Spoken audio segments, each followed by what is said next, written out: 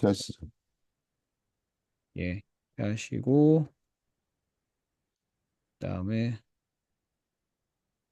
이영민 교수님께 호스트로 변경을. 예. 됐습니다. 예. 네. 그러면 저는 이제 좋습니다. 음소거를 하고요. 예. 네네. 이제 듣겠습니다. 예. 네. 정시가 되면 제가 시작을 하도록 하겠습니다. 예, 그러시죠. 예. 자, 화면 전환은 미리 공유를 해주시면 좋을 것 같아요. 예. 네. 예. 공유됐죠? 네, 잘 보입니다. 예. 네.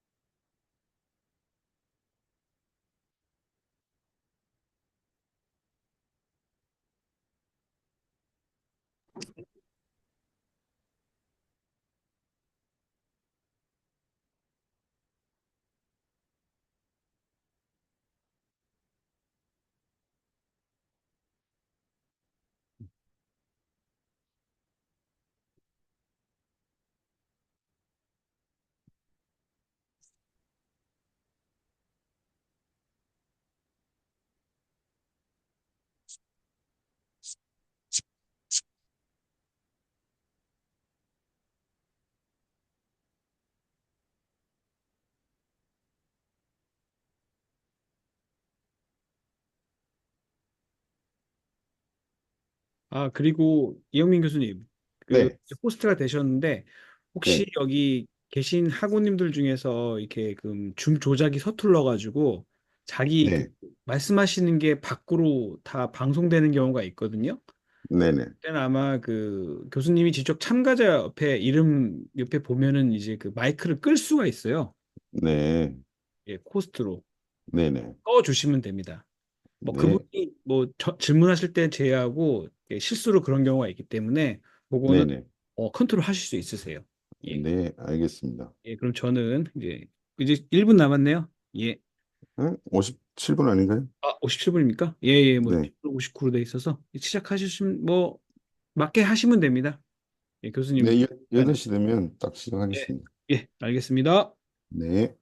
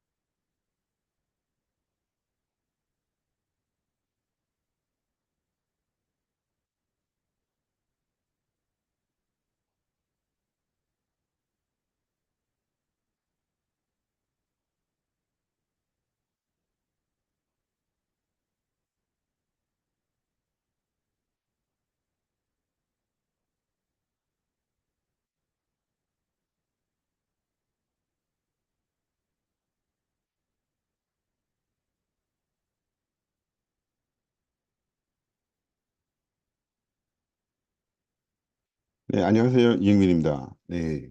원래 이번 학기는 강의가 없는데 학교에서 또 특별하게 이렇게 기사 시험이나 뭐 자격증 시험을 준비하시는 분들을 위해서 강의를 좀 하라고 하셔가지고 지금 준비를 했습니다. 먼저 시험에 대해서 뭐 이렇게 알고 계시는 분들도 계시겠지만은 모르시는 분들을 위해서 잠깐 먼저 설명을 좀 드리고 진행을 하도록 하겠습니다. 오늘 강의할 내용들은 필기시험 위주로 이제 먼저 말씀을 드릴 건데요. 뭐 다 아시다시피 건축 기사라든지 뭐 산업 기사 같은 경우 총 다섯 파트가 있습니다. 다섯 파트가 있는데 뭐 계획, 시공, 구조, 환경 설비, 뭐 그다음에 법규 해서 각 문항 즉 각 과목당 20문항씩 이렇게 한 번에 이제 다 출제돼 가지고 시험을 치시게 되는데요. 필기시험 같은 경우는 이제 모두 객관식이죠. 객관식이고 이제 필기시험을 합격을 하시고 나시면은 실기시험을 치시게 되는데 실기시험은 이제 객관식은 없고 단답형이라든지 서술형으로 이렇게 3시간씩 100점 만점으로 치시게 됩니다. 그래서 이제 필기시험 같은 경우는 이제 올 모두 다 객관식입니다. 사지선다형이고 그래서 뭐 각 과목당 한 30분 정도씩 이렇게 배정되어 있다고 생각을 하시면 되겠습니다. 그리고 합격 기준은 100점 만점 기준으로 해서 각 다섯 과목 평균 점수가 이제 60점 이상이 되셔야 합격을 하시게 되고요. 단 이제 꽈락이 있습니다. 어떤 한 과목이라도 40점 미만을 받으시게 되면은 꽈락이 되기 때문에 평균 점수가 60점이 이상이 되시더라도 과목에서 꽈락이 나시게 되면 합격을 하실 수가 없습니다. 그래서 이제 사실상 기사를 준비하시는 많은 분들이 가장 힘들어하시는 과목 중에 하나가 이 건축 구조입니다. 건축 구조하고 이제 다음으로 이제 법규죠. 그 두 과목에서 생각보다 많은 과락이 생기기 때문에 합격률이 좀 많이 떨어지고 있습니다. 그래서 오늘 준비된 시간이 한시간이기 때문에 어떤 뭐 내용 전체를 전반적으로 설명을 드릴 수는 없고 오늘은 여러분들이 어, 건축 기사를 준비하시는 데 있어가지고 키워드 중심으로 해서 어떤 내용들을 주로 이제 공부를 하셔야 되는지 이제 그런 것들에 대해서 설명을 드리고 그리고 나서 이제 그 설명이 끝나고 나면 한 4개년, 5개년 정도 되는 그동안 그 출제되었던 기출 문제 중에서도 가장 많이 출제된 문제들만 이렇게 추려냈습니다. 제가 추려내가지고 그 문제들을 같이 한번 보도록 하겠습니다. 그래서 이제 건축 구조를 시험을 준비를 하시려고 하시면은 크게 이제 건축 구조가 지금 화면에 보고 계시는 것 같이 네 개의 파트로 나눠져 있습니다. 첫 번째는 철근 콘크리트, 그다음 철골 구조, 그다음 구조 역학, 그다음에 이제 어떤 건축 구조에 관련된 일반 사항들 크게 해서 이렇게 이제 네 가지 항목으로 보통 나눠서 이제 준비를 하시는데 많은 분들이 사실 이제 이 구조 역학 때문에 상당히 많이 힘들어 하십니다. 그리고 요거는 이제 제가 그 출제된 문제들을 한 뭐 2019년 1회분부터 해서 2023년 2회까지 해서 기출된 문제들을 한번 철근 콘크리트, 철골, 구조역학, 구조 일반 이렇게 이제 네 가지 항목으로 나누어 가지고 쭉 한번 출제 비율, 출제 경량을 한번 확인을 해 보니까 지금 한 5개년 동안에 가장 많이 출제된 쪽은 이 구조역학입니다. 구조역학이 총 280문제 중에서 121문제 정도 출제가 돼가지고 43% 정도 출제 비율입니다. 그러다 보니까 사실 이 건축 구조 시험을 준비하시는 분들이 사실 제일 어려워하는 것조차도 구조 역학인데 시험 출제도 지금 구조 역학이 거의 43%를 정도가 출제되고 있다 보니까 많은 분들이 이제 여기서 꽈락도 되고 하는 것 같습니다. 그다음으로는 이제 철근 콘크리트가 25%인데 철골 구조하고 뭐 사실 철골 구조가 18%라고 하더라도 비슷한 출제 경향을 보이고 있는 것 같고요. 마지막으로는 이제 구조 일반인데 구조 일반은 뭐 14%입니다. 그래서 사실 기사 시험을 준비를 하실 때 가장 많이 시간이 할애가 되는 파트는 이 구조역학 파트입니다. 이게 뭐 사실 이제 역학이고 뭐 수학적인 내용이 많다 보니까 실제적으로 공부를 하시면서도 많은 분들이 부담스러워하는 것은 사실입니다.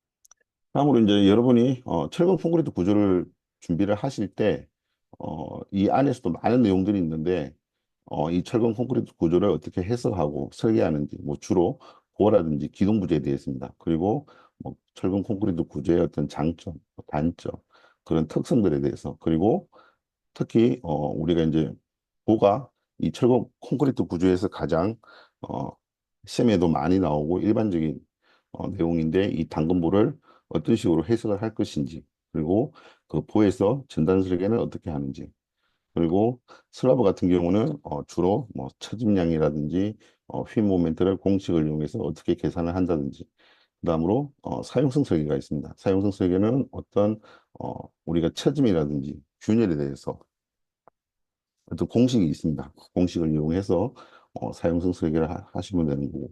그다음에 이제 철근 상세 주로 이제 정착하고 이염에 관련되는데 그다음 기출 문제를 보니까 뭐 이염에 관련된 내용들은 거의 시험에 출제가 되지 않고 주로 철근 정착에 대해서 정착 비리에 대해서 시험에 많이 출제되고 있습니다. 그래서 조금 더 세부적으로 보시면은 철근 콘크리트 구조 같은 경우는 먼저 공부를 하실 때 키워드 중심으로 보시면은 콘크리트 강도 테스트죠. 압축 강도, 인장 강도, 휭 강도 어떻게 테스트하는지 그런 방법들에 대해서 학습을 하시면 되고 그다음에 콘크리트 탄성 계수죠. 우리가 탄성 계수가 무엇을 의미하고 그다음에 응력 변형력 곱선이 어떻게 그려지는지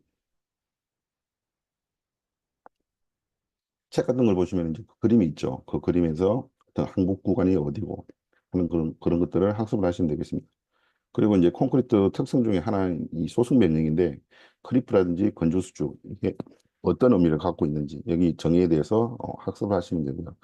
그다음에 이제 아까 말씀드린 사용성 중에서 이 장기 처짐이 있습니다. 장기 처짐 문제가 이렇게 출제 경향을 보니까 계속해서 많이 출제가 되고 있습니다. 그래서 장기 처짐이 무엇이고 그 공식이 있는데 공식은 아주 간단합니다. 그 어, 공식을 학습하셔가지고 기억을 하고 계시면 되고요. 그다음에 이제 철근 콘크리트 자체는 어, 피복 두께라는 게 필요하죠. 철근을 보호해야 되기 때문에. 그래서 피복 두께가 정확히 어떤 것인지, 그리고 떤 목적을 갖고 있고, 그다음에 각 부재별로 뭐 슬라브라든지 보라든지 기둥이라든지 뭐 기초라든지 각 부재별로 그다음에 뭐 흙에 접하느냐 접하지 않느냐 그런 거에 따라서 피복 두께가 다 정해져 있습니다. 그래서 그 테이블들을 기억을 하시면 되고요. 그다음에 어, 콘크리트 자체는 철근하고 이렇게 서로 다른 재료가 합해지다 보니까 이 철근 자체가 너무 밀집해 있으면은 이 콘크리트가 타설이 되지 않습니다. 그래서 특별하게 그 기둥에서 우리가 이제 철근 간격 제한이 있는데 그 간격 제한이 한 두세 가지씩 있습니다. 그래서 간격 제한에 대해서 학습을 하시면 되고요. 그 다음에 극한 강도 설계법이죠. 극한 강도 설계법이 무엇을 의미하는지 우리가 계산한 사용 하중에다가 하중 계수라는 걸 곱합니다. 가령 뭐 고정하중, 발하중, 통하중, 하중의 특성에 따라서 이 하중 계수가 다르죠. 그리고 우리가 이제 내력을 산정할 때도 어떤 강도 감소 계수를 적용하기 전에 순수한 그냥 부재의 내력을 계산하는 걸 우리가 공칭 강도라고 하는데 그 공칭 강도의 하나의 안전율이 되는 거죠. 이 강도 감소를 계수를 곱한 요식이 이렇게 계산하는 것이 이제 극한 강도 설계법이라고 합니다. 그리고 철근 콘크리트 구조의 사용성 설계죠. 우리가 처짐, 균열, 진동, 내구성 이런 것들은 방금 7번에서 말씀드린 하중 계수가 곱하지 않은 순수하게 사용 하중 상태를 가지고 어, 계산을 하고 검토를 하는 겁니다. 그래서 특히 요 처짐하고 균열에 대해서 시험에 많이 출제가 되고 있으니까 요 균열이라든지 처짐을 어떻게 계산하는지 그런 공식들은 기억을 하시면 되겠습니다.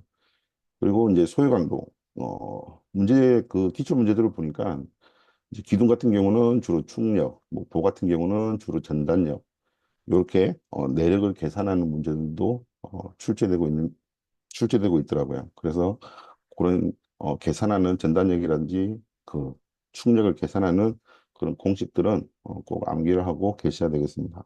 그다음에 RC버 같은 경우도 그 종류가 되게 많습니다. 맞는데 당근, 복근, T형보, 뭐 당근보라고 하면은 우리가 인장측에 있는 철근만 가지고 내력 계산을 하는 거고, 복근보 같은 경우는 압축 쪽에 있는 철근까지 우리가 계산을 할 때 내력 계산에 포함을 시키고, 그다음에 T형보 같은 경우는 복근보 플러스 이제 옆에 실제적으로 슬라브와 일체가 되어 있죠, 보라는 게. 그래서 그런 슬라브까지 어느 정도 내력 계산에 포함을 해서 하는데, 사실 복권부라든지 T항공은 굉장히 어려운 내용들이기 때문에 주로 시험에는 단권모 위주로 대부분 다 시험이 출제되고 있습니다. 그래서 RC4를 공부하실 때도 단권모 위주로 공부를 하시면 되겠습니다. 그다음에 RC 기둥 같은 경우는 주로 이제 이 띠철근에 대해서 역할이 무엇인지, 그리고 간격을 얼마 간격으로 가야 되는지 기본적인 기준이 있습니다. 그런 기준들에 대해서 학습을 하시면 되겠고, 아까 말씀드린 RC 기둥 같은 경우는 이제 축하중 모멘트는까지 들어오게 되면 사실 계산하는 게 굉장히 복잡하거든요. 그래서 모멘트는 없이 순수하게 어떤 추가중에 대해서만 내력을 계산하는 그런 문제들도 가끔씩 출제되고 있습니다. 그리고 정착 길이, 인장철근인 경우, 압축철근인 경우, 그 다음에 뭐 우리가 이제 후크라고 하는데, 철근 끝에 이렇게 이제 90도라든지 180도로 이렇게 후크를 만드는데, 후크를 줬을 때 정착 길이 계산하는 식들이 다 있습니다. 그래서 그 정착 길이에 대해서 공식을 암기를 하고 계시면 될 것 같고요. 그리고 뭐 가끔씩 이제 기초판에 대해서 뭐 지내력이 얼마인데, 그러면 기초판 사이즈를 뭐 얼마로 해야 되느냐 하는 그런 문제들이 출제되고 있습니다.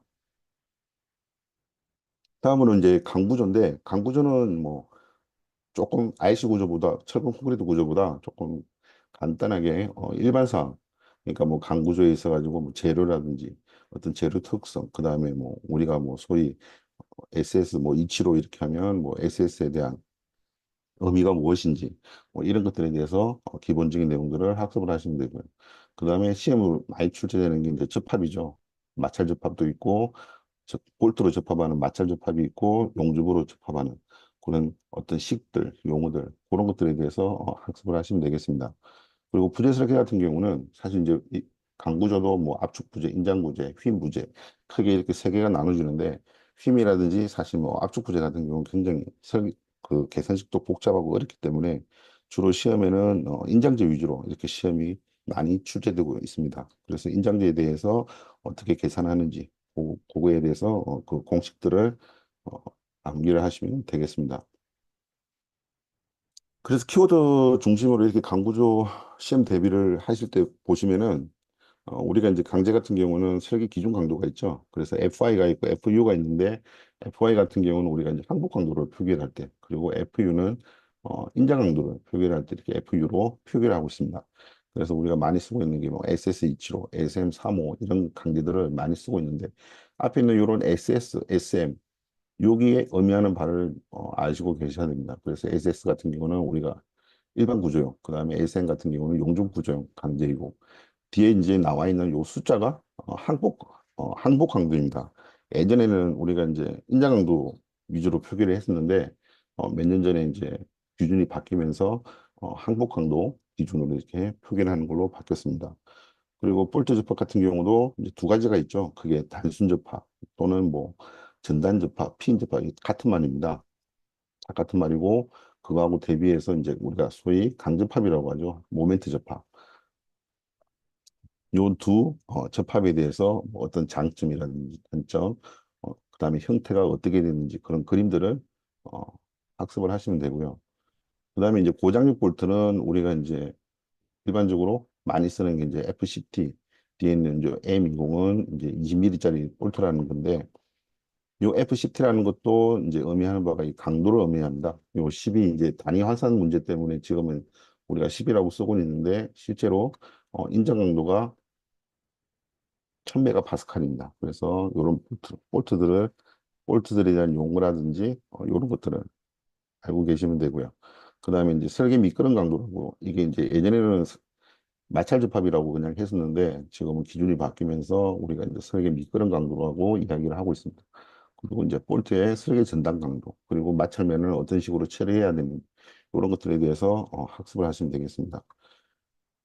그리고 휘임제하고 압축제는 아니고 시험에 잘 거의 출제가 되지 않습니다. 그리고 이제 그래서 요 인장제가 가장 많이 출제가 되고 있는데 요 인장제에 있어 가지고는 실제 이제 이런 볼트 때문에 어 실제 단면직이 구멍을 내기 때문에 작아지게 되는 거죠. 그래서 어떤 파단면에 대해서 어떤 식으로 실제 우리가 이제 그 면적을 그 볼트 구멍을 공제한 면적을 순단 면적이라고 하는데 그 순단 단면적을 어떻게 산정하는지 그거는 시험에 자주 출제가 되고 있으니까 그 계산하는 방법을 이해하고 계시면 되겠습니다. 그리고 설계 인장 강도 같은 경우는 크게 총단면, 그러니까 구멍을 공제하기 전에는 어, 단면을 우리가 총단면이라고 하는데 그 총단면에 대해서는 항복 강도를 계산하게 돼 있고 그다음에 볼트 구멍을 공제한 단면에 대해서는 우리가 순단면이라고 하는데 순단면에 대해서는 파단 강도를 계산합니다. 그래서 둘 중에 작은 강도가 이제 설계 인정 강도가 됩니다. 그래서 학습을 하실 때 이 인정 강도에 대해서는 항복 강도와 파단 강도를 어떻게 계산하는지 알고 계시면 되겠습니다. 그리고 압축제 같은 경우는 실제적으로 뭐 계산을 하는 것보다는 주로 이제 건축 구조역학하고 관련돼 가지고 주로 이제 탄성 자굴 그 공식을 이용해서 탄성 자굴 하중 또는 뭐 세장비가 얼마냐 이런 문제들이 많이 출제가 되고 있고요. 그다음에 이제 용접 같은 경우도 우리가 이제 크게 두 가지가 있습니다. 주로 이제 한글로 맞댐 용접, 모살 용접이라고 얘기하는데 이런 필레 용접이라든지 그루브 용접은 이제 영어적인 표현이죠.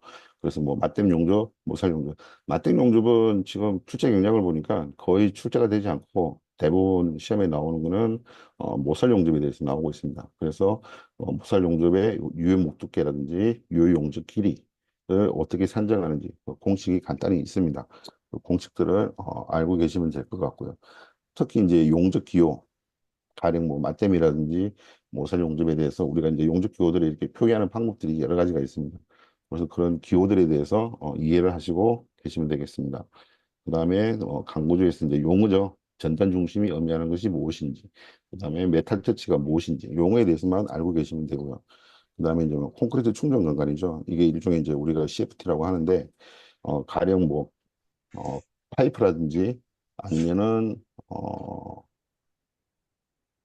각형 공간이 있습니다. 그 각형 공간 안에 우리 비어 있는데 그 안에 콘크리트를 채워가지고 철골 구조가 이제 자굴이 약하다 보니까 그 콘크리트의 강성을 이용해서 아주 튼튼한 구조를 만들어줄 수가 있습니다. 그래서 콘크리트 충전 강강 구조에서 어떤 장단점에 대해서 알고 계시면 되고요. 그다음에 이제 철골 구조 같은 경우는 이제 우리가 슬라브를 주로 이제 데크 플레이트라는 걸 많이 씁니다. 그래서 뭐 데크 플레이트가 어떤 것인지 그림을 이렇게 보고 이해를 하시면 되고요.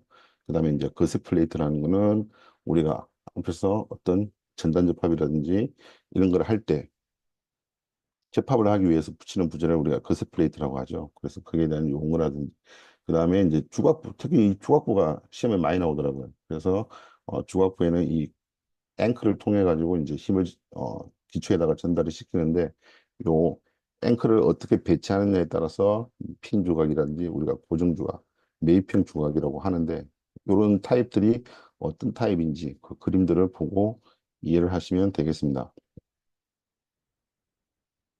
다음으로는 구조역학인데 구조역학은 전반적으로 좀 내용이 많습니다. 많고 그래서 이제 공부하기도 상당히 힘드신데 대부분 이제 뭐 공부를 준비하시거나 하면은 처음에 이제 힘에 대해서 나오죠. 뭐 합성이라든지 회전, 그 다음에 발력을 어떻게 계산하고, 그 다음에 이제 전단력하고 휘 모멘트 같은 경우는 일종의 부재 내리게 되는 겁니다. 주로 이제 뭐 보에 대해서 보의 전단력이라든지 휘 모멘트라든지 이런 것들을 어떻게 계산하는지 이제 거기에 대해서 학습을 하셔야 되고요. 이제 이런 학습이 끝나시고 나면 대부분 이제 트러스 구조가 나오고 트러스가 그래서 무엇인지 트러스의 어떤 특징에 대해서 공부를 하시면 됩니다. 그리고 이제 시험에 이제 가장 많이 나오는 게 단면의 승진인데 뭐 실제 이제 우리가 이런 전단력이나 휘 모멘트를 구해가지고 각 단면에마다 뭐 가령 뭐 직사각형이라든지 정사각형이라든지 원형이라든지 이런 다양한 단면들에 대해서 같은 전단력이나 휘 모멘트가 생기더라도 단면의 형태에 따라서 다르기 때문에 그 부분에서 어떤 응력이라든지 변형도를 구하고 하는 그런 문제들이 많이 나오고 있습니다. 그리고 이제 기본적인 이런 부재역학을 다 정리를 하고 나시면 이제 가장 우리가 알고 있는 대표적인 부재죠. 보라든지 기둥. 앞에 있는 그래서 이제 이 보하고 기둥이 주로 뭐 철골 구조라든지 앞에 철근 콘크리트 구조하고 이렇게 같이 엮여가지고 같이 많이 출제가 되고 있습니다. 그리고 이제 마지막으로 이제 부정적 구조가 있는데 사실 이 부정적 구조는 굉장히 이해하기도 어렵고 학습을 해야 될 내용도 되게 많습니다. 그래서 뭐 사실 뭐 저 개인적인 의견으로는 뭐 사실 뭐 꽈락을 맞지 않고 뭐 평균 60점 이상을 받는다라는 목표를 가지고 그냥 준비를 하실 때는 이런 부정적 구조는 저 같은 경우는 별로 추천을 하지 않습니다. 너무 또 시간도 많이 투자를 해야 되고 해야 되기 때문에 주로 부재역학을 하신다면 부정적 구조를 제외를 하시고 뭐 한 문제 정도는 희생을 하시는 거죠. 그냥 하고 앞에 있는 내용을 가지고 전반적으로 학습을 하시면 되겠습니다. 그래서 이제 구조역학에서 기본적으로 이제 아셔야 되는 게 부정적 차수죠. 부정적 차수 같은 경우는 뭐 시험에 거의 단골로 나오고 있죠. 그래서 뭐 1차 부정적, 2차 부정적, 뭐 정정 구조 주로 이제 요식을 우리가 이용을 하는 거죠. 그래서 뭐 반력수, 그다음에 뭐 부재수, 강절수, 절점수. 그래서 요걸 잘 계산하셔가지고 사실 뭐 제일 헷갈리는 게 이제 요 강절수죠. 우리가 뭐 F 또는 K라고도 하는데 강절수 계산을 하실 때는 항상 부재수보다 하나가 그 강절점에서는 부재수를 먼저 보시고 부재수보다 하나 작다고 생각을 하시면 요 강절수를 계산하시는데 크게 어려움이 없으실 겁니다. 그래서 주로 이제 뭐 라멘 구조라든지 트러스 구조의 어떤 형태의 그림을 주고 뭐 몇 차 부정적이냐, 부정적 차수가 어떻게 되냐 하는 문제들은 거의 뭐 매 단골로 나오고 있습니다. 그리고 이제 반력 계산하는 것도 뭐 자주 나오죠. 그래서 우리가 이제 지점 반력이라고 하면 반력의 지점의 형태가 세 개가 있죠. 이동 지점, 회전 지점, 고정. 그래서 이동 지점은 반력수가 하나, 회전 지점은 반력수 두 개, 고정 지점은 반력수 세 개. 이렇게 돼가지고 각 지점에서 이제 반력수 계산하는 방법을 하시면 되는데 이 계산을 하실 때는 다 100%다 힘의 평균 조건이죠. 이 힘의 평균 조건을 이용해서 계산을 하시면 되겠습니다. 그리고 진단력, 휘인 모멘트가 의미하는 바가 무엇이고, 그 다음에 각 부재 내에서 어떻게 계산을 하는지, 뭐 좌측 또는 우측에서 이렇게 보 같은 경우는 계산하기 쉬운 위치에서 출발을 하셔가지고 계산을 하시면 되겠습니다. 그리고 이제 보호 중에서도 가장 시험에 많이 출제가 되는 게 이제 주로 뭐 단순보, 펜트레보, 뭐 갤브보. 갤브보 같은 경우는 일반 뭐 단순보라든지 이런 보의 중간에 이제 힌지가 하나 있는 거죠. 그래서 그런 보들이 뭐 등분포 하중이라든지 집중 하중을 받고 있을 때 발력이나 전단력이나 휘 모멘트를 이렇게 계산하시는 방법을 학습을 하시면 되겠습니다. 그 다음으로 이제 트러스. 트러스 같은 경우는 트러스가 어떤 거고, 그리고 우리가 이제 트러스 해석을 하는 데 있어서 기본적인 가정 원칙이 있는데, 그 가정 원칙이 5가지인가 아마 있습니다. 그 5가지 원칙에 대해서 이해를 하고 계시면 되고, 그다음에 트러스 같은 경우는 우리가 이제 해석을 할 때 크게 두 가지 방법을 쓰는 거죠. 절전법, 절단법. 그래서 절전법으로 어떤 식으로 계산을 하고 절단법으로는 어떤 식으로 계산을 하는지. 시험에는 주로 뭐 거의 절단법을 이용해서 부재력을 계산하는 문제들이 거의 대부분 출제되고 있습니다. 그리고 영부재가 되는 이런 부재를 찾는 것도 가끔씩 시험에 출제되고 있습니다. 그리고 이제 단면의 특성에서는 아까 말씀드린 우리가 무게중심을 알아야 되죠. 그래서 단면의 1차 모멘트를 어떻게 계산하고 그리고 단면 2차 모멘트, 단면 개수, 그다음에 이제 좌우라고 관련된 게 이 단면 2차 반경입니다. 그래서 뭐 단면의 특성이 뭐 이거 말고도 더 굉장히 더 많이 있는데 기본적으로 요 네 가지는 항상 이해를 하시고 어떤 식으로 적용을 하는지 알고 계시면 시험을 준비하시는데 도움이 많이 되실 겁니다. 그리고 이제 후쿠이 법칙 같은 경우는 우리가 이게 이제 탄성 법칙이죠. F는 ma라는 어떤 탄성 법칙에서 출발한 건데 이 후쿠이 법칙을 통해서 우리가 이제 응력도, 변형도를 계산할 수가 있고 거기에서 이제 수직응력 그리고 뭐 가끔씩 어떤 부재에서 이제 온도가 뭐 몇 도에서 몇 도가 이렇게 올라갔을 때 또 내려갔을 때 온동력에 대해서 어떻게 계산을 하고 변형이 얼마나 발생하는지 그런 것들을 학습을 하시면 되겠습니다. 그래서 기본적으로 이런 거 다 학습을 하시고 나면 이제 보의 휘입응력, 보의 전달 능력이 나옵니다. 그래서 휘입응력은 어떤 식으로 산정하며 그리고 최대 뭐 특히 뭐 최대 휘명력이 얼마냐 하는 그런 문제들이 많이 출제되는데 최대 휘명력이라는 거는 우리가 주로 이제 부재 연단에서 발생을 하죠. 그래서 판매 개수를 계산하실 때 연단값을 가지고 계산하시면 되고 전단능력 같은 경우도 기본적인 이제 기본식이 있습니다. 기본식이 있고 그 앞에 이제 뭐 직사각형이냐 원형이냐에 따라서 형상 계수 K가 있기 때문에 최대 전단능력을 구할 때는 항상 이 K 값을 사용해서 최대 전단능력을 구하셔야 되는 거고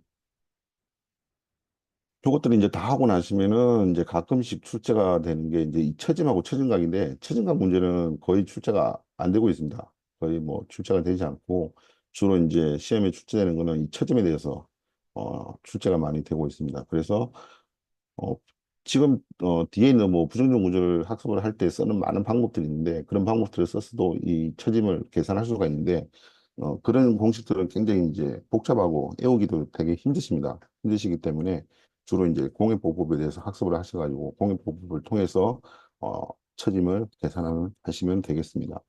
그리고 이제 뭐 부정적 구조에서 이제 먼저 모멘트 분배법을 이 부정적 구조는 대부분 다 지금 기사 시험에 출제되고 있는 거는 거의 100%입니다. 100% 모멘트 분배법을 사용해서 사실 이 부정적 구조를 해석을 하게 되는데 만약에 공부를 하신다면은 뭐 강도 계수라든지 분배율, 분배 모멘트, 전달 모멘트가 무엇이고 각 이 것들이 어떻게 계산하는지 개념적으로는 상당히 간단합니다. 그래서 간단하기 때문에 시험에 출제되는 거는 사실 복잡한 거는 아니고 요 정도를 만약에 이제 학습을 다 하시면은 충분히 부정적 구조는 풀 수는 있습니다.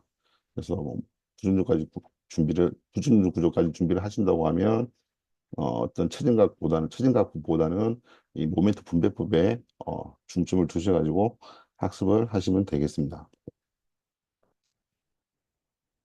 다음으로 이제 건축 구조의 어떤 일반 상황이죠. 아까 그 앞에서 보셨다시피 뭐 시험에서는 뭐 가장 뭐 한 14% 정도 출제가 뭐 거의 한두 문제 뭐 많을 때는 뭐 세 문제 정도까지 이렇게 출제가 되고 있는 거를 제가 봤는데 주로 이제 이 일반 상황에서는 우리가 건축 구조에서 어떤 구조 시스템 이 어떤 시스템들이 있고 그 시스템이 뭐 장점, 단점 뭐 이런 거에 대해서 그냥 학습을 하시면 되겠습니다. 그래서 뭐 그리고 뭐 토지 및 기초 같은 경우는 주로 뭐 부동침해라든지 이런 문제 때문에 문제가 생겼을 때 뭐 어떤 식으로 대처를 해야 되느냐 뭐 그런 문제들이 출제가 되고 있고요. 그다음에 이제 내진 설계죠. 내진 설계가 무엇이고 뭐 내진 설계에서 우리가 이제 뭐 밑면 전단력이라고 하는 게 있는데 그런 것들을 어떻게 계산하는지 뭐 실질적인 계산 문제보다는 그 식들을 계산하기 위한 그 용어들에 대해서 이렇게 물어보는 문제들이 대부분 다 출제되고 있습니다. 그래서 이제 가장 대표적인 구조가 우리가 철근 콘크리트 구조하고 강구조죠. 그래서 이것들이 어떤 무엇이고 철근 콘크리트와 강구조에 각각 어떤 특성을 갖고 있는지 장단점에 대해서 학습을 하시면 되고요. 그다음에 이제 우리가 구조 시스템도 뭐 시공 재료별로 이렇게 구분을 하게 되면 뭐 조리식, 가구식, 목구조, 트러스, 아치, 셀 구조 이렇게 크게 나누는데 단 이런 구조들에 대한 어떤 그림하고 그다음에 이 구조들의 뭐 장단점 이런 것들을 준비를 하시면 되겠습니다. 그리고 이제 초고층 시스템에 가게 되면은 뭐 크게 이렇게 이제 전단벽, 이중골조, 튜브, 아우터리고 구조라고 우리가 이제 대표적으로 이야기를 하는데 요 각 구조들에 대한 어떤 특성이라든지 아니면 뭐 장단점, 그다음에 이제 그림을 통해 가지고 눈으로 이렇게 익히시면 되겠습니다. 그다음에 이제 흙막에 관련해서는 뭐 히빙, 보일링, 파이핑, 언더피닝, 액상화 이런 것들에 대한 용어가 의미하는 바가 무엇인지 요기에 대해서 이제 정의에 대해서 학습을 하시면 되겠습니다. 다음으로 이제 기초가 무엇인지, 지정이 무엇인지. 어쨌든 뭐 기초 지정 같은 경우는 뭐 시공 쪽에서도 나오는 거니까요. 그래서 이런 기초도 얕은 기초가 있고 깊은 기초가 있고 얕은 기초 같은 경우는 우리가 이제 뭐 소위 뭐 지네르 기초라고 이야기를 하는 거죠. 그리고 깊은 기초 같은 경우는 우리가 말뚝 기초, 어, 파일을 박아가지고 쫙 깊은 곳까지 우리가 지지라는 거는 깊은 기초를 의미하는 겁니다. 그리고 기초반 형식에 따라서는 우리가 소위 뭐 독립기초, 기둥당, 하나의 기초가 있는 거죠. 그리고 연수기초 같은 경우는 만약에 뭐 벽체를 지지한다 하면은 이렇게 연속해서 가야 되는 거죠. 그래서 벽체 같은 경우는 뭐 줄기초를 사용하고 그다음에 이제 복합기초 같은 경우는 뭐 독립기초라든지 이런 것들을 여러 개를 묶어가지고 만드는 기초를 우리가 복합 기초라고 하죠. 그리고 온통 기초 같은 경우는 뭐 앞에 있는 요런 거하고 상관없이 건물 전체에 대해서 모든 기둥에 대해서 기초판을 다 깔아가지고 만드는 걸 온통 기초라고 하죠. 그래서 뭐 이런 기초 형식이 하고 그 그림이 있습니다. 그 그림들을 보고 구분을 하시고 특징을 이해하시면 되겠습니다. 그리고 말뚝 기초 같은 경우는 이제 크게 우리가 이제 지지 말뚝, 마찰 말뚝으로 나누는데 지지 말뚝이 무엇이고 마찰 말뚝이 무엇인지. 지지 말뚝 같은 경우는 이제 실제적으로 깊은 곳에 우리가 안방 같은 데다가 말뚝을 지지하는 거고 마찰 말뚝 같은 경우는 사실 뭐 몇십 메다 막 내려가더라도 지지할 만약에 곳이 없다 그러면은 어 주변에 있는 흙을 이용해 가지고 우리가 이제 마찰 말뚝으로 설계를 하게 되는데 이제 그런 경우 마침 말뚝을 사용하게 됩니다. 그리고 이제 말뚝의 최소 간격에 대해서 아셔야 되고 이 문제도 시험에 가끔씩 출제가 되고 있습니다. 그래서 뭐 나무 말뚝, 기성 콘크리트 말뚝, 강제 말뚝, 그다음에 제자리 콘크리트 말뚝 이제 우리가 이제 현장 타서 콘크리트 말뚝이라고 하는데 이런 말뚝들에 대해서 중심간 거리가 얼마인지, 뭐 채수값이 얼마를 지켜야 되는지 그런 것들이 이제 이렇게 테이블화 되어 있더라고요. 그래서 그 테이블화 되어 있는 것들을 보고 암기를 하시면 되겠습니다. 그리고 뭐 시험에 또 많이 출제되는 게 이 부등치마더라고요. 부등치마가 왜 생기고, 그럼 부등치마가 생겼을 때 뭐 어떻게 해야 되느냐. 그게 이제 상부 구조, 하부 구조. 상부 구조라고 하면 우리가 이제 그라운드를 기준으로 해서 위쪽에 있는 그걸 우리가 이제 상부 구조라고 하고 하부 구조는 아래쪽에 있는 걸 하부 구조라고 합니다. 그래서 그 구조들을 어떤 식으로 뭐 보강을 하고 보완을 하면 이 부등치마를 방지를 할 수 있는 것인지 그리고 그 부등치마를 방지하기 위해서 이제 한 가지가 이렇게 기초하고 기초 간에 묶는 어떤 지중보요를 사용해서 한다는 거 이런 거에 대해서 이해를 하시면 되겠습니다. 그리고 이제 내진 설계에서는 먼저 지진의 규모가 이 규모라는 말과 이 진도라는 말은 각각 다 지진의 크기에 대해서 이야기를 하고 있는데 어떻게 보면 이제 규모라는 거는 절대값이고 진도라는 거는 상대값입니다. 그래서 규모하고 진도에 대한 정의에 대해서 정확히 이해를 하시면 되고요. 그다음에 뭐 지진 구역, 국내 같은 경우는 두 개로 나눠져 있는데 그런 지진 구역이 어떻게 나눠져 있고, 그다음에 지진 활동은 재현 주기가 지금 우리나라가 사용하고 있는 재현 주기가 2,400년이라는 거 기억하시면 되겠습니다. 그리고 지방 분류 같은 경우도 우리가 뭐 여섯 가지가 있는데, 그런 지방 분류까지 뭐 굳이 뭐 이해하실 필요는 없을 것 같고요. 그다음에 이제 건물의 중요도 같은 경우도 우리가 크게 지금 턱 1, 2, 3 해가지고 네 가지로 나누고 있는데 그 뭐 중요도에 따라서 안에 그 건물을 구분하는 게 내용이 되게 많습니다. 근데 뭐 그렇게까지 이해하시지는 마시고 건물의 중요도가 무엇을 의미하는 것인지 그리고 이제 시험에 많이 출제하는 게 요 민면 전단력하고 허용 청감면인데 민면 전단력을 산정하는 식이 있습니다. 식이 있는데 이제 그 우리가 소위 뭐 지진응답 개수라고 하는 게 있는데 그 지진응답 개수를 산정하는 그 식을 외우고 계시면 되고 허용 청감면이는 또 건물의 중요도에 따라서 바뀝니다. 그래서 이제 그게 테이블화 되어 있으니까 그 테이블에 있는 내용을 기억하고 계시면 되겠습니다. 예, 그래서 지금 먼저 전반적으로 건축 구조, 뭐 강구조, 철근 콘크리트 구조 역학, 그다음에 뭐 일반상 건축 구조 일반에 대해서 키워드 중심으로 해서 이제 주로 제가 지금 말씀드린 요런 내용 중심으로 그냥 학습을 하시면 되고요. 그다음에 실기 시험은 조금 다르기는 한데 필기 시험 같은 경우는 사실 뭐 내가 뭐 이 구조에 대해서 전반적으로 모두 이해를 하겠다라는 생각을 가지고 출발을 하시면 사실 뭐 공부를 해야 되는 양 자체가 상당히 많습니다.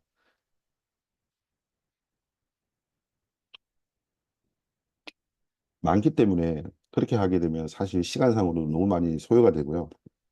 대부분 뭐 건축공학과를 졸업을 하신 분들도 준비를 하실 때 어떤 방법을 선택하냐면 대부분은 기출문제 중심으로 준비를 하시면 됩니다. 만약에 뭐 정시간이 없으시면 한 5개년 차 정도. 만약에 뭐 본인이 충분히 어떤 시간을 많이 가지고 계신다고 하면 뭐 최소 대부분 권장하는 게 한 10개년 정도거든요. 그러면 10개년 정도의 기출 문제만 가지고 주관식이 아니기 때문에 필기시험은 그 문제들을 차라리 그냥 눈으로 많이 익혀서 가지고 그 문제들을 그냥 기억에 남기시는 방법이 사실 공부를 가령 뭐 시험을 준비하시는 데 있어 가지고는 훨씬 더 효과적이십니다. 근데 뭐 내가 만약에 뭐 구조역학이라든지 이런 부분에 대해서 정말 깊게 공부를 하고 싶다. 그러면은 사실 굉장히 시간을 많이 가지시고 준비를 하셔야 됩니다. 그래서 이제 제가 추천을 해드리는 방법은 기초문제 중심으로 하셔가지고 한 5개년에서 10개년 정도를 그냥 문제를 보고 그냥 눈으로 익히는 그런 방법을 추천을 해드립니다. 그리고 지금 이제 한 35분 정도 했는데 지금 슬라이드가 지금 한 30장이 남아 있습니다. 지금 30장이 남아 있는데 지금부터 이제 제가 말씀드리는 거는 아까 말씀드린 한 4개년에서 5개년, 5개년? 5개년 정도 됩니다. 5개년 정도에서 가장 출전 빈도가 지금 높은 문제들만 제가 캡처를 해가지고 지금 보여드리는 겁니다. 그래서 그냥 문제에 대해서 간단하게 설명을 드리고 좀 빠르게 진행을 하도록 하겠습니다. 자, 대부분 이제 많이 나오는 게 이제 부정적 차수죠. 이렇게 이제 뭐 우리가 소위 라멘 구조라고 하는데 이런 거 같은 경우도 이제 아까 말씀드린 대로 지금 이런 부분하고 이런 부분이 어, 강들입니다. 그래서 지금 강들이기 때문에 여기 같은 경우가 이제 부재가 두 개가 붙어 있죠. 그래서 여기가 강도수 하나, 여기가 강도수 하나, 그다음 뭐 지점이 다 픽스니까 세 개씩 있는 거죠. 그래서 이렇게 계산을 하시면 되는 거고요. 그다음에 뭐 최근에 뭐 한 3년, 4년 정도 굉장히 이 문제가 많이 나오고 있더라고요. 같은 문제가. 당구조에서 우리가 이제 용접 선단부 맨 끝이죠. 용접을 우리가 가령 뭐 어떤 부재 두 개를 붙여가지고 이렇게 내가 용접을 하는데 우리가 끝에 가면 마구리라 그러죠.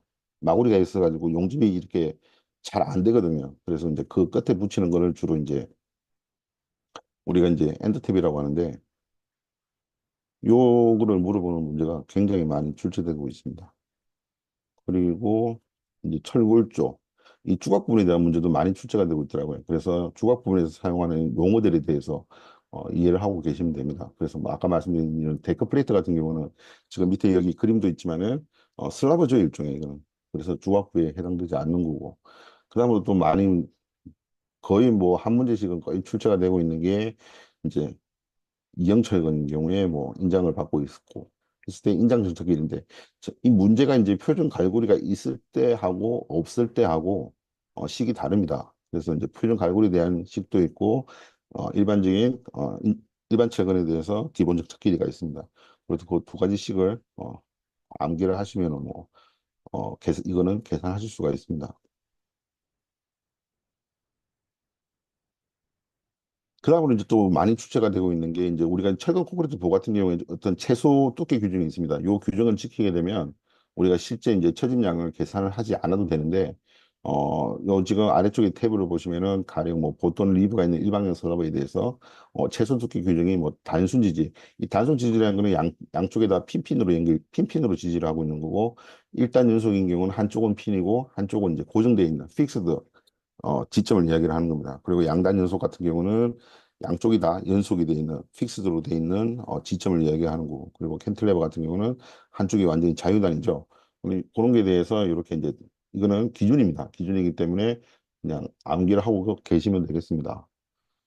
그리고 한계상태 설계법에서 강도 한계상태 아까 앞에 말씀드린 강도 한계상 우리가 이제 철근 콘크리트라든지 강구조 같은 경우는 지금 우리가 이제 다 설계하고 있는 게 이 한계상태 설계인데 우리가 이제 강도라고 이야기를 하죠. 스트렝스 강도라고 이야기하는 거는 이 부재가 안전하냐 안전하지 않으냐 이제 그런 문제입니다.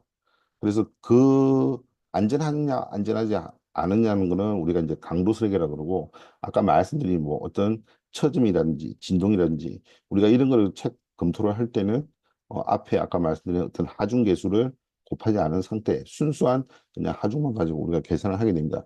그거는 사용성은 우리가 이제 한계 상태라고 이야기를 하는데 그래서 이런 문제가 뭐 자주 출제가 되고 있더라고요. 그래서 우리가 소위 이런 진동 이런 것들은 다 사용성이 들어가기 때문에 사용성이 들어가는 게 뭐 진동, 처짐, 균열, 뭐 내구성 이렇게 이해를 하시고 계시면 되겠습니다. 그다음에 뭐 구조역학에서 뭐 항상 단골로 나오는 거죠. 이런 도심 문제. 그래서 뭐 이런 도심을 계산하실 때는 뭐 지금 옆에서 해설에서 보여주는 것 같이 요렇게 반을 나눠서 삼각형을 가지고 하셔도 되고 사실 뭐 그런 방법도 있지만은 얘를 실제적으로 좌측에 있는 부분하고 우측에 있는 부분들을 삼각형으로 만들으셔 가지고 세 개의 부분으로 이렇게 나누셔가지고 도심을 계산하는 방법도 있습니다. 그래서 그런 것들은 본인들한테 편하신 방법으로 해서 이 도심을 계산을 하시면 되겠습니다. 그 다음에 이제 당근부에서 또 많이 출제되는 게 이 균형 철근비에 대해서 문제들이 많이 출제가 되고 있습니다. 그래서 뭐 지금 철근 콘크리트 구조라든지 강구조에서 이렇게 뭐 물어보는 것들은 사실 다 공식을 100%다 공식을 이용하기 때문에 어떤 이해를 한다기보다는 어쨌든지 간에 그 식들을 암기하고 계셔야 됩니다. 그래서 지금 보면은 우리가 이제 최대 철근비라는 거는 0.716 로비라고 하는데 이 로비가 이 밸런스의 약자입니다. 그래서 이게 균형 철근비를 의미하는데 그래서 사실 뭐 이 공식을 모르면은 최대 철근비 자체를 모르겠죠. 그래서 최대 철근비는 균형 철근비에다가 0.716을 곱하는 거다. 요거를 암기하고 계시면 되고 요게 이제 사실 이제 철근의 항목 강도에 따라서 그 값들이 다릅니다. 다르기 때문에 이제 지금 문제에서도 지금 보면은 FI 값이 요게 이제 철근에 대한 항복 강도 값인데 지금 400메가파스칼이죠. 그럼 만약에 문제에서 뭐 500메가파스칼이다 했으면은 사실은 0.716이 아니고 지금 아래쪽에 있는 0.699 로비로 계산하셔야 되는 거죠. 그래서 요 최대 철근비는 요 강도에 따라서 암기를 하시면 되겠습니다. 그리고 콘크리트죠. 이것도 철근 콘크리트인데 어, 기둥에서의 채수 피복에 대해서 물어보는 거죠. 그래서 이제 지금 기존에 이제 이런 테이블이 있습니다. 가령 뭐 수정에 있느냐, 흙에 접하느냐, 흙에 접하지 않느냐, 뭐 옥에 있느냐, 옥에 있지 않냐. 예, 사실 지금 이렇게 보시면은 눈에 잘 들어오지는 않는데 차분히 이렇게 암기를 하셔가지고 보시면은 뭐 암기를 하시는 데에는 그렇게 큰 무리가 아마 없으실 겁니다. 그래서 뭐 얇은 문제 같은 경우는 뭐 20mm, 그다음에 보기둥은 기본적으로 40mm인데 뭐 5개 이렇게 접하지 않을 때, 그다음 접할 때는 가령 뭐 5개 접하지 않는 부분들은 이 부지하고 상관이 없죠. 최근 직경에 따라서 그냥 40이냐 50이냐 이렇게 나눠져 있죠. 그래서 요 테이블을 암기를 하고 계시면 됩니다. 그다음에 또 구제역에서 많이 나오는 문제가 요 최대 힘 응력 문제죠. 모멘트를 주고 최대 힘 응력을 계산하는 건데 이 최대 힘 응력이라는 거는 외력인 이 모멘트를 단면 계수로 나누는 거죠. 그래서 단면 계수가 직사각형 같은 경우는 우리가 이제 공식적으로 6분의 2 ph 제곱이죠. 그래서 이 공식은 부재학을 학습을 하실 때 항상 암기를 하고 계셔야 되고 그러면 이 공식을 이용해서 이렇게 최대 힘응력을 계산하시면 됩니다. 그리고 철골 문제죠. 아까 말씀드린 이 주각부 문제가 굉장히 자주 출제가 되고 있더라고요. 그래서 이 주각부 그림에서 요게 기둥이고 요쪽에 붙이는 게 클립 앵글, 그다음에 사이드 쪽에 이렇게 붙이는 게 이제 날개죠 일종의. 그래서 뭐 윙 플레이드, 뭐 사이드 앵글, 뭐 그다음에 아래쪽에 기둥 밑에 붙이는 거 베이스 플레이트, 그다음에 뭐 이런 것들을 보강하기 위해서 붙이는 리버 플레이트, 그다음에 고정시키기 위해서 사용하는 앵커 볼트. 이런 것들에 대해서 이 그림에서 이 그림들이 가리키고 있는 요 용어들을 알고 계시면 되겠습니다. 그다음에 사실 이제 이 구조 문제, 이 구조학 문제인데 이 문제 자체는 사실상 조금 이해하시고 하시려면 좀 굉장히 난이도가 있는 문제입니다. 난이도가 있는 문제이기 때문에 또 불구하고 근데 최근에 보니까 요 문제가 몇 번 이렇게 출제가 되었더라고요. 그래서 실제적으로 지금 우리가 이제 구조학에서 소위 이야기하는 이게 이제 BMD인데 밴딩 모멘트 다이어그램이라고 해서 이제 이게 부재 내력입니다. 부재 내력을 이용을 해서 이제 실제적으로 지금 뭐 바깥쪽에서 뭐 작용하고 있는 뭐 C점이라든지 E점이라든지 D점에서 작용하는 힘에 대해서 이렇게 역으로 이제 계산을 하는 겁니다. 그래서 역으로 계산하는 것 역시도 이제 뭐 처음부터 내가 반력을 계산하는 가정을 해가지고 부재 내력을 구하는 방식으로 이렇게 여기 같은 경우는 뭐 A부터 잘라와서 부재 내력을 계산하면 되고 뭐 이쪽 같은 경우는 B 위치에서 먼저 좌측으로 오면서 이렇게 부재력을 계산을 하시면은 이렇게 구하실 수가 있는데 사실 이제 이 문제를 보면 잘 이제 부재력을 계산하는 법을 잘 모르시면 사실 뭐 이 문제는 거의 문제 못 푼다고 봐야 됩니다. 근데 이제 개념적으로 사실 조금 역으로 다시 한번 생각을 해야 되는 문제라서 제가 생각할 때는 굉장히 어려운 문제인데, 이게 시험에는 한 몇 번씩 같은 문제가 이렇게 출제가 되고 있습니다. 그래서 이제 학습을 하시려면 먼저 BMD를 어떻게 작성을 하는지, 그거에 대해서 먼저 학습을 하시면은 이런 문제들은 해결을 하실 수가 있습니다. 그다음에 뭐 시험에 그 또 단골 문제죠. 이 새 장비에 대해서 물어보는 문제들이 거의 뭐 굉장히 자주 나오고 있습니다. 그래서 새 장비를 구할 때 우리가 소위 새 장비라는 거는 우리가 이제 람다라고 하는데 요 이제 R 있죠. R이가 있는 게 요게 단면 2차 반경입니다. 그리고 이제 K가 유효 자굴 길이 개수라고 그러고 우리가 L이 이제 실제 떤 부재의 길이입니다. 그래서 요 공식은 세정비를 계산하는 요 공식은 암기를 하고 계셔야 되고 그래서 요 단면 2차 반경은 루트 A분의 I다. 요거까지 알고 계셔야 요 지금 세정비를 계산하는 요 용어들을 이해를 하실 수가 있습니다. 그리고 뭐 이 문제는 가끔씩 나오던데 뭐 고정하중, 하나중이, 풍하중이 얼마일 때 계수하중을 구하시오. 사실 이거 문제가 뭐 조금 자주 나오기는 하는데 이게 우리가 소위 이야기하는 이제 하중 조합이라고 합니다. 이거는 기준에 있는 건데 가령 고정하중, 활하중이 조합이 될 때, 뭐 고정하중, 활하중, 풍하중이 동시에 조합이 될 때 해가지고 지금 밑에 보면 뭐 5가지 식이 있습니다. 그래서 이게 가끔씩은 나오는데 사실 이걸 또 애호시기가 되게 이거 애호시더라도 이게 되게 많이 헷갈립니다. 사실 뭐 실무하는 제 입장에서도 어떤 때는 뭐 헷갈리기 때문에 다시 그 기준을 보고 이렇게 많이 하거든요. 그래서 뭐 암기를 하실 수가 있으면은 요 5가지씩은 암기를 하시고 이걸 암기를 하지 못하시면 사실 이제 요 문제는 해결하실 수는 없습니다. 그다음으로 아까 말씀드린 이제 강구조에서는 이 뭐 모살치수 용적끼리 주고 요 단면적 계산하고 하는 지금 보면은 요 단면적이라는 거는 요 목두께 그다음에 요 용적 길이입니다. 요거를 또 어떻게 계산하냐면은 요 목두께는 실제 우리가 용접 두께입니다. S가 모살 지수라는 게 용접 두께에 우리가 70%만 쓰는 겁니다.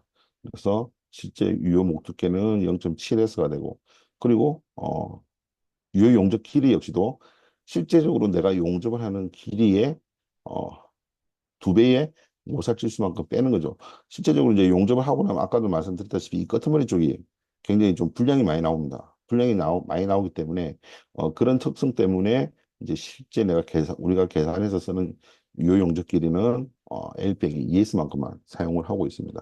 그래서 요거 A는 0.7S 그리고 L은 L 빼기 ES 요 식은 반드시 그 암기를 하고 계셔야 되고요. 그다음에 이제 내민보죠. 이거는 구조역학에서 내민보에서 이렇게 뭐 하중이 작용했을 때 어, A 지점이라든지 B 지점 이런 거는 우리가 이제 반력 구하는 거는 무조건 평행 조건을 쓰는 거죠. 내가 뭐 B 지점을 저기 반력을 계산하고 싶다.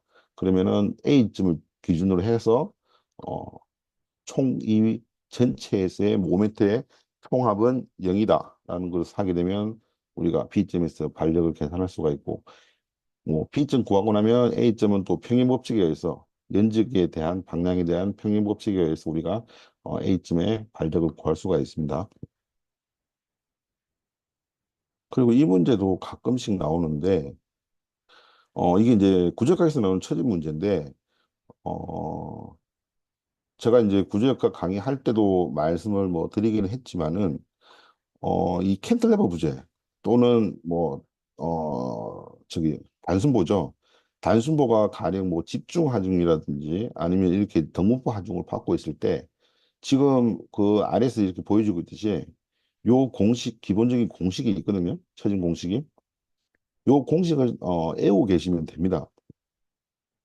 물론 본인이 계산을 해서 할 수도 있는데 이거 실제 이제 계산해서 하려고 그러면은 답이 안 나옵니다. 이거는 시간적으로 너무 많이 소요되기 때문에 이거는 사실 계산해서 푸는 문제가 아니고 실제적으로 캔틀레버라든지 단순부에서 등분포 하중을 받고 있을 때 이 지점에서 이, 이 자유단에서의 처지 요 공식을 반드시 암기를 하고 계셔야 됩니다. 그래야만 이 문제를 풀 수가 있고요. 그래서 보통 이 처짐이라는 거는 등분포 하중을 받게 되면 이 스팬이죠. 이 스팬의 항상 4배가 된다는 거. 요거는 반드시 기억을 하시고요. 뭐 요 공식까지 이렇게 암기를 하시고 계시면 더 좋겠습니다. 그러니까 결과적으로 뭐 하중은 오메가 1, 오메가2인데 요 부재 길이에 따라서 요식을 사용을 하게 되면 길이의 4배, 길이의 4승에 대해서 비례를 하기 때문에 실제적으로 뭐 16배가 되는 거죠. 그래서 요거는 공식을 이용해서 푸시면 되고요. 그다음에 이제 단순 뭐 자주 등장하는 문제죠. 단순부에서 최대 전당 응력을 물어보는 거죠. 최대 전당 응력은 아까 말씀드린 그 상수 K, 형상계수 K를 써야 됩니다. 그래서 단면적 분의 전단력인데 우리가 직사각형 같은 경우는 이게 형상계수가 2분의 3이죠. 그래서 2분의 3을 반드시 곱해가지고 계산하시면 되고요. 그다음에 아까 앞에서는 이제 인장철근이었죠. 인장철근 정착길이 문제였는데 지금은 이제 압축철근이죠. 압축철근에 대해서 정착길에 대해서 지금 물어보는 거죠. 그래서 압축이형철근 또는 뭐 인장이형철근의 정착길이 식은 반드시 암기를 하고 계셔야 됩니다. 그리고 또 가끔씩 출제되는 문제가 이 지금 여기가 기둥이고 여기가 보가 있는데 상부에서 이렇게 힘을 받게 되면 여기가 지점이 됩니다. 지점이 되기 때문에 어, 만약에 여기서 힘이 이렇게 들어간다고 하면 이 힘이 기둥에 전달시키기 위해서 가령 기둥 쪽으로 이렇게 힘이 흘러가겠죠. 그래서 이 전단력 때문에 생긴 이 단부 쪽에서는 우리가 지점 부근이라고 그러죠. 이 지점 부근에서는 어, 기둥 쪽으로 이렇게 사선 방향으로 힘이 생기는 이런 사인장 균열이 생깁니다. 그래서 이제 이런 균열들은 우리가 이제 전단 균열이라고 그러죠. 그다음에 이제 아까 말씀드린 뭐 기초 문제에서 뭐 진해력도가 얼마다. 그래서 그때 뭐 기초반 사이즈가 얼마냐. 이거는 사실 이제 구조역학 문제긴 한데 우리가 이제 수직응력이라고 그러죠. 수직응력은 단면적 분의 힘이죠. 그래서 이런 것들을 보시면은 요 공식을 이용하면 그대로 그냥 푸실 수가 있는 거고. 그다음에 22mm 철거. 이거는 이제 우리가 이제 철근을 이렇게 굽힐 때 직경이 굵을수록 그 라운드를 더 크게 뭐 해야 되는 거죠. 그래서 뭐 그것도 기준에 딱 정해져 있습니다. 철근 직경에 대해서 뭐 3D, 4D, 5D 이거는 그냥 외우고 계셔야 되는 거고요. 그다음 말씀드린 자주 나오는 게 이제 용적 기호죠. 그래서 앞에 있는 요 12가 의미하는 게 뭐고, 이런 기호가 의미하는 게 뭔지, 그다음에 뒤쪽에 우리가 이제 나와 있는 이런 숫자가 의미하는 게 뭔지, 그런 거는 책을 보고 하시면 되고요. 그래서 이제 용적 기호로 보시면은 뭐 다양한 여러 가지가 있습니다. 그래서 이런 거 보시고, 그다음에 용적 표시하는 방법에 대해서도 있습니다. 그래서 이것들에 대해서 암기를 하고 계시면 되겠습니다. 그다음에 이제 강구조에서 실제 이제 내력에 대해서는 아까 말씀드린 압축이라든지 힘에 대해서는 어렵기 때문에 대부분 나오는 건 다 요 인장에 대해서 나오고 있습니다. 그래서 뭐 인장제 같은 경우 힘을 이렇게 인장을 받고 있을 때 순단 면적을 어떻게 계산하는지 그래서 이제 순단 면적 계산할 때는 뭐 볼트 구멍을 공제하는데 가령 뭐 20mm, 23mm 이상 되면 우리가 실제 볼트 직경에서 뭐 2mm를 더 추가해서 또는 뭐 24mm 이상이 되면 3mm를 추가해서 이렇게 계산하게 됩니다. 그래서 이제 그거에 따라서 이렇게 계산을 하시면 되고요.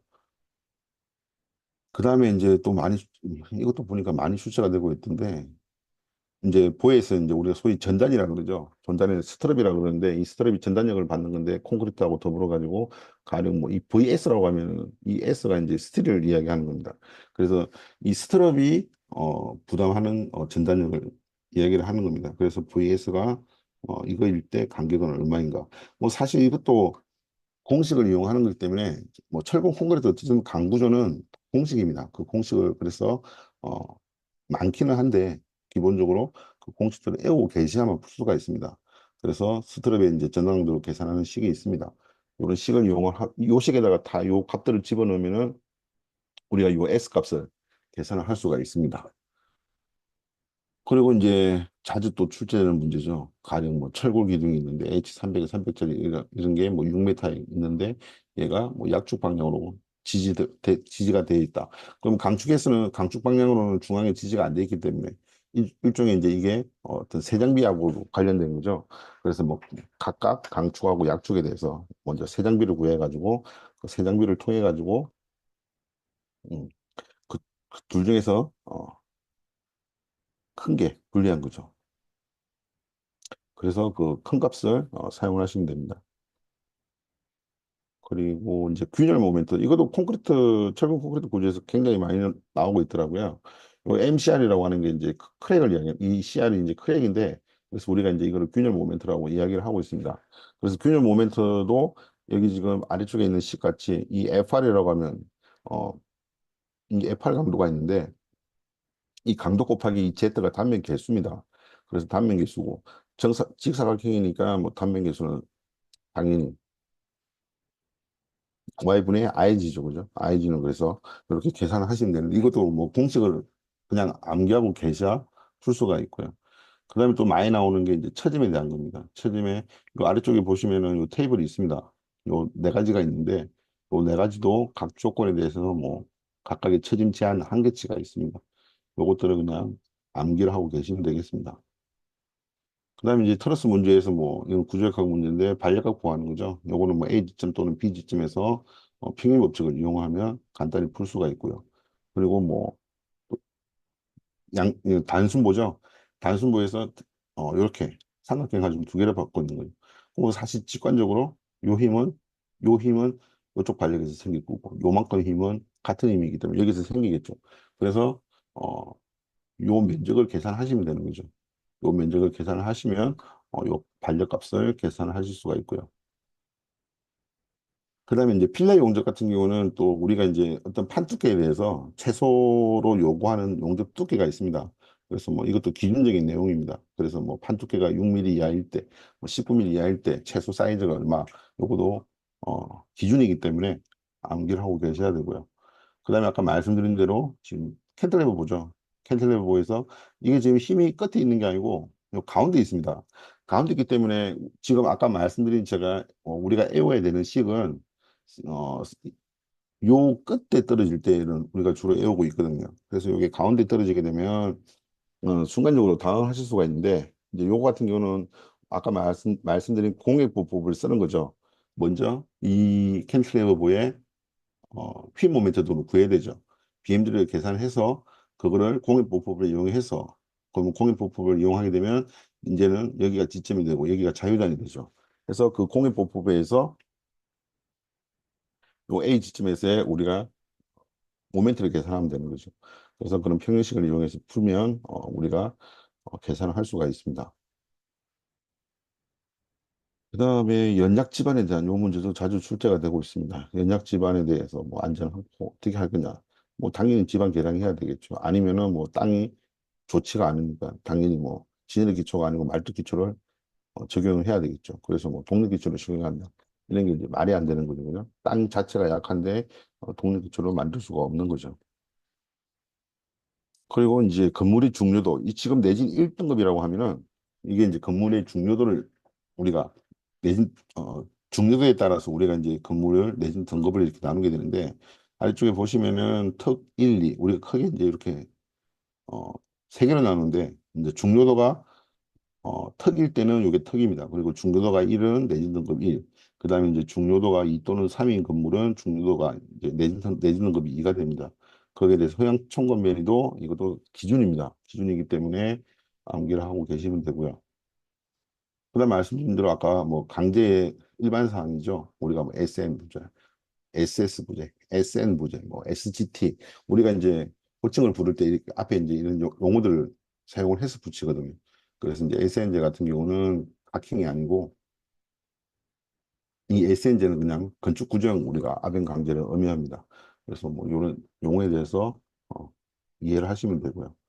그다음에 뭐 철골 문제는 뭐 나오면은 내력 문제는 나오면 대부분 다 인장제이기 때문에 이거 역시도 아까 말씀드린 대로 내가 이 파단이 됐을 때 이 파단면을 먼저 계산해서 이 단면적에서 총단면적에서 요 볼트 구멍의 면적만큼 공제를 하셔가지고 계산을 하시면 되겠습니다. 그다음에 이제 단순보 문제죠. 아까 말씀드린 우리가 이제 단순보에서 등록과정을 받게 되면은 어, 중앙부에서 최저 출임이 생기죠. 그래서 우리가 이제 등급 파종을 받게 되면 저 밑에 있는 태블릿 같이 384 이하분의 5 오메가 4승이 생깁니다. 그래서 아까 말씀드린 대로 스팬에 4승에 비례하기 때문에 당연히 길이가 두 배로 늘어나게 되면 2의 4승이 되는 거죠. 그래서 그렇게 해서 푸시면 되는 거고. 그리고 이 수직 억력도라는 것도 마찬가지죠. 우리가 먼저 그러면 이 문제를 풀려고 그러면 수직 억력도를 계산하는 법을 알아야 되는 거죠. 그래서 인작 억력이나 압축 억력은 단면적 분의 하중이라는 거. 요것만 알고 계시면은 이런 문제들은 쉽게 계산을 하실 수가 있습니다. 그리고 아까도 같은 문제죠. 균열 모멘트. 그래서 아까 말씀드린 0.63이죠. FR 값이. FR 곱하기 어, 단면 개수로 곱하면 우리가 균열 모멘트를 계산할 수가 있고요. 그 다음에 이제 요게 이제 장기 처짐 문제거든요. 장기 처짐 문제인데 탄성 처짐이 0.9mm일 때 총 처짐량이 얼마냐? 그러면 지금 요 밑에 있는 요 식이거든요. 요 식을 그래서 뭐 1 플러스 50 곱하기 압축 철근 미분의 시간 증가 계수 요거를 암기하고 계시면 되겠습니다. 그리고 뭐 인장기형 철근, 압축기형 철근, 정착길에 대한 어떤 일반 사항들에 대해서 물어보기 때문에 요 사항들에 대해서 어, 기억을 하고 계시면 되겠습니다. 그리고 뭐 갤버 보죠. 갤버 보고 이렇게 들어올 때 그냥 직관적으로 여기서 이런 문제들은 여기서 힘이 누르기 때문에 당연히 여기는 내려가겠죠. 그리고 여기는 기둥에서 기둥이 받치고 있으니까 당연히 모멘트가 이렇게 올라오겠죠. 그리고 여기가 갤버다 보니까 이 갤버에서는 항상 모멘트가 0이 되는 거죠. 그러니까 힘이 누르는 데서는 내려가고 여기서는 튀어 올라오고 그리고 여기서 0이 무조건 이 갤브 지점을 지나야 되기 때문에 이렇게 이해를 하시면 쉽게 계산하지 않으시더라도 어, 0이 되는 위치가 몇 개인지 이렇게 이해하실 수가 있습니다. 그 다음에 구조 일반 상황이죠. 구조 시스템에 대한 문제죠. 구조 시스템에 대해서 우리가 모멘트 골조 방식, 연성 모멘트 골조 방식, 이중 골조 방식, 이 다 초고속 방식인데, 이런 방식들에 대해서 지금 옆에 우측에 있는 설명같이 각 용어들에 대해서 정확히 무엇을 의미하는 건지 그 정의를 암기하고 계시면 되겠습니다. 그다음에 이제 트러스 문제, 이 자주 등장하는 문제입니다. 가령 뭐 트러스 만들어 놓고 어떤 위치에서 부재력 얼마냐. 대부분 절전법을 사용하지 않고 이런 것 같은 경우는 저기 트러스에서 절단법을 이용해서 이렇게 여기를 부재를 끊어가지고 힘의 평형 법칙을 이용을 하면 이런 문제들은 해결하실 수가 있습니다. 그리고 이제 기초에 대해서 실제 이제 이게 이제 모멘트까지 추가된 거죠. 그러면 우리가 아까 응력도라는 거는 실제적으로 A분의 P인데 이 모멘트 때문에 이제 휘mog력이 생기는 거죠. 그래서 우리가 이 휘mog력의 기본식은 항상 A분의 P 플러스 마이너스 Z분의 M이라는 거. 그래서 요 식을 이용하시면 이런 문제들은 해결하실 수가 있고요. 그 다음에 일방량 철근 콘크리트 설라브에서 이제 최소 철근비를 물어보는 문제입니다. 이 함정이 있는 게 무엇이냐면은 기본적으로 우리가 이제 이 최소 철근비는 0.00입니다. 0.00인데 요게 이제 강도에 따라서 뭐 400메가파스칼이냐 500메가파스칼이냐 철근의 강도가 400 이상이 400을 초과하게 되면 요만큼 이렇게 줄일 수가 있습니다. 그래서 사실 뭐 이 문제는 조금 함정이 있는 문제고요. 그래서 0.002에다가 FI분의 400만큼 감소를 시켜주시면 되겠습니다. 그리고 이제 새 장비, 그죠? 아까 말씀드린 새 장비는 단면이차 반경분의 율 자구 길이 개수 곱하기 L이라는 거. 요것만 기억하시면 뭐 이런 문제들은 금방 이해를 하실 수가 있고요. 그리고 이제 펜싱 기초를 만들고자 한다. 이런 거는 뭐 사실 조금 생각을 해야 되는 문제긴 한데 상식적으로 그냥 접근을 하셔가지고 생각을 하시면 되겠습니다. 기초가 가령 뭐 편심해지게 되면 우리가 어쨌든지 간에 개념적으로는 편심이라는 거는 부재 입장에서는 굉장히 좋지 않은 영향을 주는 거기 때문에 그럼 편심 기초를 뭐 어쩔 수 없이 옆에 대지 경계선 때문에 만들어야 될 때는 이 기초의 안전한 성을 확보하기 위해서 다른 기초하고 이렇게 엮어야 되겠죠. 그래서 가장 뭐 타당한 거라니까 사실 다 틀린 얘기는 아닙니다. 틀린 얘기는 아니지만 이런 것들은 가령 우리가 이제 지정보로 연결해 가지고 다른 기초하고 이렇게 연결을 해주면 부등침해라든지 이런 것들을 방지를 하실 수가 있습니다. 그리고 이제 이것도 건축구조 일반적인 내용이죠. 우리가 이제 바람 난류로 인해서 동적 거동성분 요거는 그냥 이해를 하시면 되겠습니다. 이 가스트 계수라는 게 우리가 이제 설계를 할 때는 정적으로 풍화중을 계산하기 때문에 이게 사실 풍화중이라는 게 동화중이거든요. 그래서 그 동화중 영향을 고려하기 위해서 우리가 이제 이 가스트 팩터라는 게 있습니다. 가스트 영역에서 고려해서 실제 풍화율을 이렇게 뭐 2배 이상 이렇게 키우게 되는데 그 동적 성분을 반영하는 게 가스트 영양계수다. 이렇게 이해를 하고 계시면 되겠습니다. 그리고 이제 소승설계. 요즘에는 사실 이 소승설계 문제가 잘 나오진 않는데 소승설계에 대한 개념적인 거거든요. 그래서 뭐 어, 이게 지금 그 책에도 잘 나오지 않고 이게 주로 좀 옛날적인 내용인데 그냥 뭐 요 문제는 소승 설계 같은 경우는 지금 앞에 있는 것 같이 뭐 내가 소승 설계를 하기 위해서는 뭐 항복 모멘트 형상 분계기 이런 것들을 계산해서 이제 용어들을 이해를 하고 있어야 되거든요. 그래서 요거는 뭐 단순하게 그냥 문제를 이렇게 뭐 외우고 계시면 되겠습니다. 그리고 이제 아까 말씀드린 한계상태 설계법이죠. 어, 이게 사실 이제 강구조에서 이게 헷갈리시면 안 되는 게 강구조에서는 우리가 주로 이제 한계상태 설계법이라고 그러고 아까 이야기한 철근 콘크리트 구조에서는 극한강도 설계법이라고 그러거든요. 근데 사실 이 한계상태 설계법이라든지 극한강도 설계법은 개념 자체는 똑같은 겁니다. 똑같은데 이게 이제 희한하게 우리가 강구조를 이야기할 때는 한계상태라고 이야기를 하고 철근 콘크리트를 이야기를 할 때는 극한강도 설계법이라고 이렇게 이야기를 하고 있습니다. 그렇지만 개념적으로는 뭐 똑같은 겁니다. 그래서 강도에 대한 문제죠. 이거는 강도에 대한 거니까 아까 사용성은 아닌 거죠. 그래서 진동이라든지 이런 것들은 사용성 평가할 때 우리가 하는 거기 때문에 그런 것들이 아닌 거죠. 아닙니다. 그래서 강도 한계 상태, 사용성 한계 상태 요거를 구분하고 계시면 되겠습니다. 그리고 이제 한 번씩 이 철분 콘크리트 기둥에서 이 내력 계산하는 게 문제가 나오더라고요.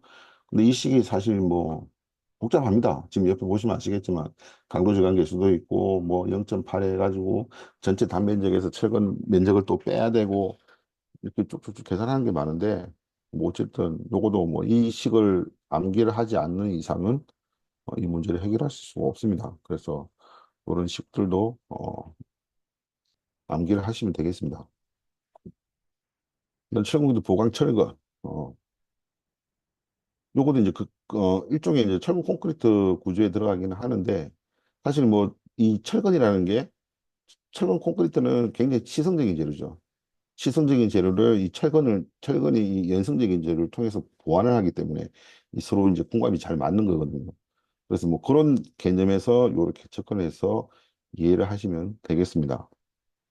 그리고 구조학 문제에서 이제 가장 단골로 나오는 게 이런 뭐 디귿자형이라든지 뭐 사각형이라든지 아니면 뭐 사각형에서 안에 이렇게 면적이 공제되어 있는 그런 거에 대해서 어떤 단면 2차 모멘트 물어보는 문제는 뭐 매 단골 문제이기 때문에 아까 앞에서도 말씀드렸다시피 단면 계수, 뭐 단면 1차 모멘트, 단면 2차 모멘트, 그다음에 단면 2차 반경 요 네 가지는 구조학에서 반드시 이해를 하고 계셔야 되는 부분입니다. 그리고 이제 이거 역시도 아까 말씀드린 뭐 철골 문제인데 사실 철골 문제기보다는 이것도 구조역학 문제입니다. 구조역학에서 아까 말씀드린 이 탄성 자굴 응력도라는 게 있습니다.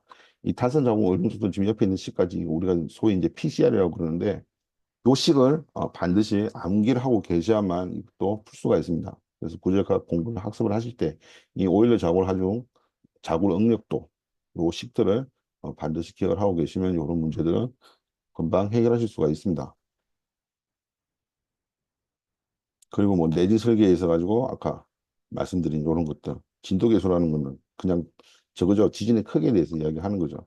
그래서 아까 말씀드린 우리가 이제 밑면 전단력이라고 하는데 그게 이제 지진 응답 계수 CS 곱하기 이제 자중이 이 웨이트라는 게 이제 건물의 자중이 되는데 건물이 중량이 되는데 이렇게 해서 이제 우리가 지진력을 산정을 하는데 지금 여기 들어가는 지금 요런 R 값, 뭐 I 값, T 값, SD온 값 이런 것들이 뭔지 요것만 이해를 하고 계시면 됩니다. 그래서 요것만 이해를 하고 계시면 뭐 요런 문제들은 풀 수가 있고요.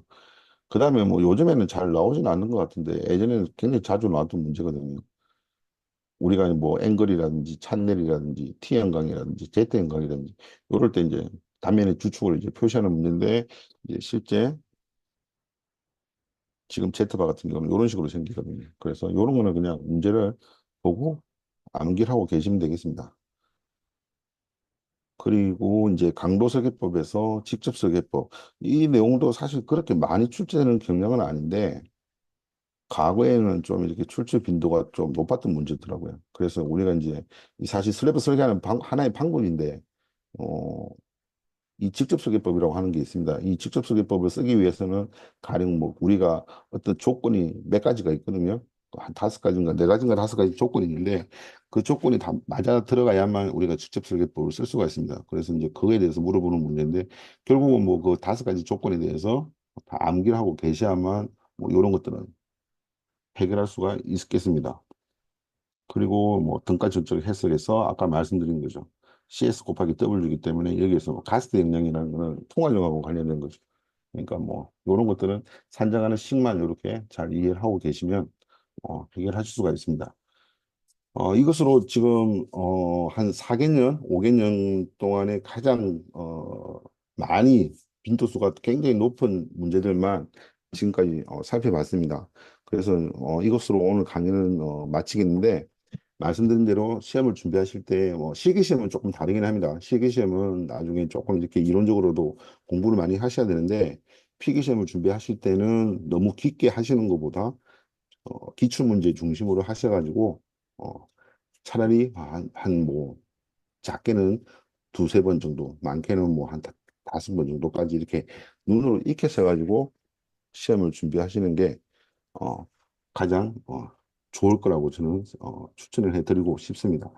그러면 이것으로 오늘 강의를 마치도록 하겠습니다. 그동안 수고하셨습니다. 네, 오늘 강의 열심히 해주신 이영민 교수님한테 우리 모두 한번 박수 한번 치시죠. 예. 예, 뭐 다 뭐 꺼놓고 있는데 너무 감사하고요. 이영민 교수님, 그리고 늦게까지 들어주신 학우님들도 너무 수고하셨습니다.